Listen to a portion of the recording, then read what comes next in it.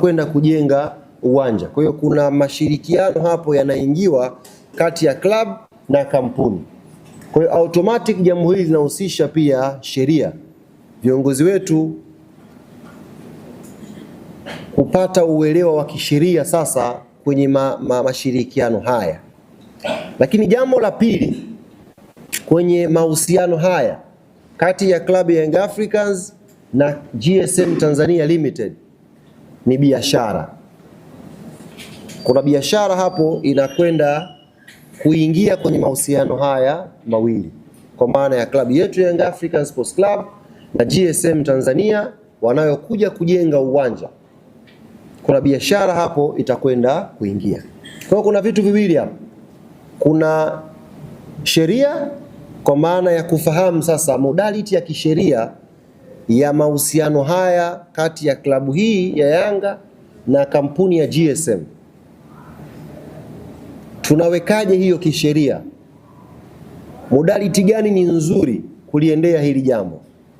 Lakini la pili, kwa sababu inahusisha biashara, ni uwanja ambao utakuwa unatumika. Huyu anamiliki ardhi, huyu anakuja kujenga uwanja.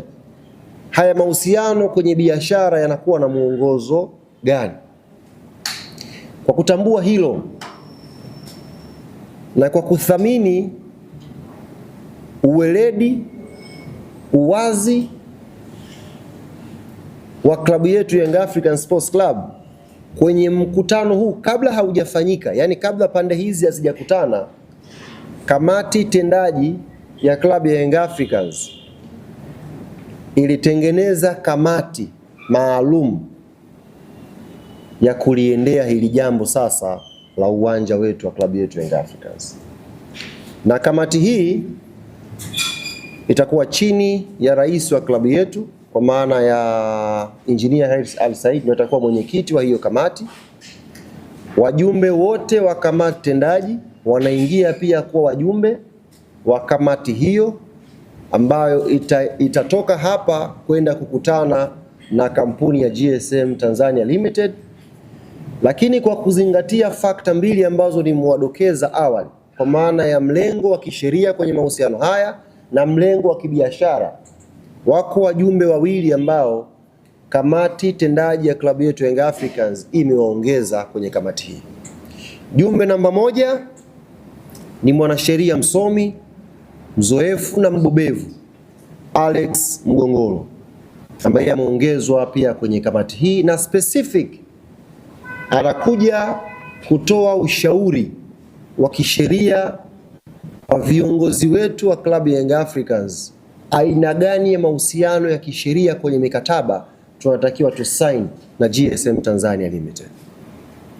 Lakini mjumbe wa pili ambaye ameongezwa kwenye kamati hii ni kaka yetu Ivan Tarimo, ambaye yeye anakuja sasa kutusaidia kwenye engo ya kibiashara. Wote mnamfahamu Ivan Tarimo, ana background nzuri ya business.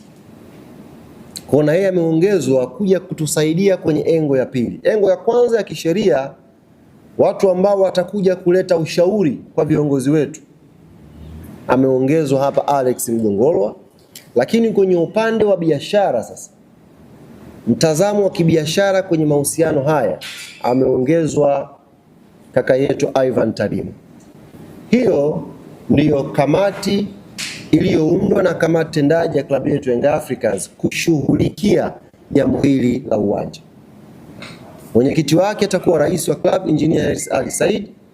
Wajumbe wa kamati tendaji watakuwa ni wajumbe automatic wa kamati hiyo plus wajumbe wawili ambao tumewaongeza. Mmoja kwenye uwanda wa sheria Alex Mgongolwa, wa pili ni Ivan Tarimo kwenye eneo la biashara. Hizi ndio stage tatu ambazo zitafuatia. Yaani baada ya leo kutangaza, mchakato unaofuatia kutangaza na kujulisha GSM. Mchakato unaofuatia tumeshatangaza pia na kamati ambayo itasimamia hili jambo, na mchakato unaokwenda kufuatia hapo mbele sasa ni Young African Sports Club kwenda kukutana na GSM Tanzania Limited.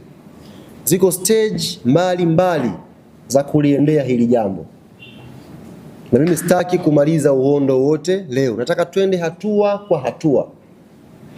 Nisijaze vitu vingi kwenye vichwa vyenu mkashindwa kuvichakata. Nataka twende hatua kwa hatua. Kama tulivyoahidi kwamba tumetangaza tenda, ndani ya siku kadhaa tutarudi kuwajuza, na tumefanya hivyo, na leo tumewatangazia mshindi na tumewatangazia kamati maalum ya kudili na swala la uwanja wa klabu yetu Young Africans, wajumbe ambao wameingia kwenye kamati hiyo, na tumewaambia hatua inayofuatia ni klabu ya Young Africans sasa kwenda kukutana na GSM Tanzania Limited kwenda kujadili sasa mahusiano haya kwa engo ya kisheria na engo ya kibiashara, ili tujue sasa tunakwenda kuanza huu mchakato katika modality gani. Sio kama mnaelewa vizuri bwana Jadu, kwa sababu unajua ni uwanja, Yanga anamiliki eneo, GSM wanakuja kutoa fedha. Anatoa fedha kwa mlengo upi? Anakuja kutupa bure? Anakuja kutukodisha? Anakuja kuweka apate nini kwenye huo ujenzi wa uwanja? Haya si mambo mageni kwenye football. Tunashuhudia hata kwenye vilabu vinavyoendelea huko namna ambavyo makampuni mbalimbali yakiingia kwenye ujenzi wa uwanja, ziko modality mbalimbali za kisheria na kibiashara zinakubalika. Anapata benefit gani akisha saini huo mkataba na ameshinda tenda na ameshajenga uwanja? Benefit gani anapata GSM Tanzania Limited? Kwa muda gani? Kuna period maalum, miaka 5, 10 mahusiano haya, au ni mahusiano ya milele? Hizo ndio discussion ambazo kamati hii kwa msaada wa wajumbe hawa wawili ambao tumeongeza watakwenda kukutana na GSM Tanzania Limited, na kila upande kuangalia interest zake, kwa maana Young Africans kuangalia interest yake kama club na GSM Tanzania Limited kuangalia interest yake kama mwekezaji kwenye mradi huu. Kwa nichukue fursa hii kuipongeza GSM Tanzania Limited kwa kushinda, na niwapongeze pia makampuni na mataasisi yote ambao yalituma maombi yao kupitia email ambayo tuliiweka. Hakika mmeonyesha namna gani mnashirikiana na klabu kubwa ambayo inazingatia weledi kwenye mambo yake, na huu mchakato utakwenda kwa uwazi, kwa sababu hiyo ndiyo tofauti ya klabu yetu ya Yanga na klabu nyingine. Mchakato wetu utakwenda kwa uwazi, hatua baada ya hatua, na hapo tutakuwa tunatoa pia somo lingine kwa watu wengine wakiwa wanakwenda kwenye michakato mikubwa kama hii. Uwazi, weledi ni vitu vya kuzingatia. Ukifanya vitu kwa usamjo hivi, inakuwa halina mwisho mzuri. Ndugu zangu waandishi wa habari, nimezungumza sana, na nikaribishe sasa maswali kutoka kwenu ili tuweze kufunga mkutano huu. Karibu sana.